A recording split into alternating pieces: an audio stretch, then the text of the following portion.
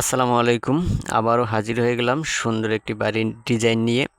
তো ভিডিওটা ধৈর্য ধরে সম্পূর্ণ যদি দেখতে পারেন তাহলে অনেক কিছু বুঝতে পারবেন। এখানে সম্পূর্ণটা বোঝাবার চেষ্টা করব আপনাদের, তাহলে ভিডিওটা সম্পূর্ণ দেখবেন এবং চ্যানেলটিতে নতুন হলে অবশ্যই চ্যানেলটি সাবস্ক্রাইব করে সাথে থাকবেন প্রতিদিন নতুন নতুন ভিডিওর আপডেট পেতে সবার আগে। প্রথমে আমি দৈর্ঘ্য এবং প্রস্থ বলে দিচ্ছি। এখানে 34 ফিট বাই 32 ফিট সুন্দর একটি বাড়ির ফ্লোর প্ল্যানের ডিজাইন নিয়ে আপনাদের মাঝে হাজির হয়েছি আমি। তো এখানে শুরুতে সিঁড়ির যে একটা জায়গার প্রয়োজন হয় 8 ফিট 4 ইঞ্চি 17 ফুট 2 ইঞ্চি। তো এখানে মেন গেট শুধু হবে একটি, এখান থেকে ঢুকে। তো শুরুতে আপনাদেরকে ডাইনিং রুম এবং ড্রয়িং রুম দুইটাই কিন্তু একসাথে, কোনো পার্টিশন নেই। এখান থেকে সিঁড়ির স্টার্ট হয়েছে এখান থেকে ঢুকে এখান থেকে ভিতরে এখান থেকে কিন্তু উপরে যাবে। উপরের চোখ এখানে দেখানো হয়েছে, নিচেরটা এখানে।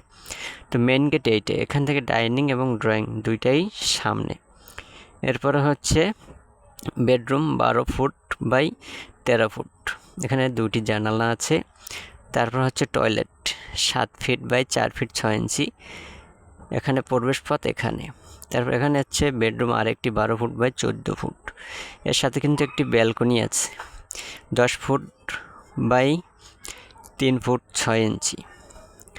তারপর হচ্ছে এখানে আরেকটি কিচেন আছে 10 foot 4 inch by 7 foot 4 inch. তারপর এক টয়লেট আর একটা, এখানে টয়লেটটা হচ্ছে 7 foot 4 inch by 6 foot. Bedroom 12 foot by 14 foot, এই বেডরুমের সাথে কিন্তু আরেকটি বারান্দা balcony 10 foot 3 inch by 6 foot. তো সব কিছু মিলিয়ে সুন্দর একটি বাড়ির ডিজাইন আপনাদেরকে আমি দেখালাম। এই ধরনের ভিডিওর আপডেট পেতে অবশ্যই চ্যানেলটি সাবস্ক্রাইব করবেন। এবার আসুন, এখানে কয়টি কলাম দেওয়া হয়েছে সেটা আপনাদের প্রশ্ন থাকতে পারে। তো এখানে হচ্ছে কলাম 1টি 2টি 3টি 4টি 5টি 6টি 7টি 8টি 9টি 10টি 11টি 12টি কলামের উপরেই কিন্তু এই ডিজাইনটি তৈরি করা হয়েছে। তো ভিডিওটা কেমন লাগলো অবশ্যই মতামত জানাবেন। আর যদি জুম করে দেখেন তাহলে আরও বুঝতে পারবেন, ক্লিয়ার দেখতে পারবেন, বুঝতে পারবেন। আর যদি না বুঝে থাকেন তাহলে অবশ্যই কমেন্ট করবেন, আমি আপনাদেরকে বুঝিয়ে দেওয়ার চেষ্টা করব। আজকের মতো ভিডিওটা এই পর্যন্তই।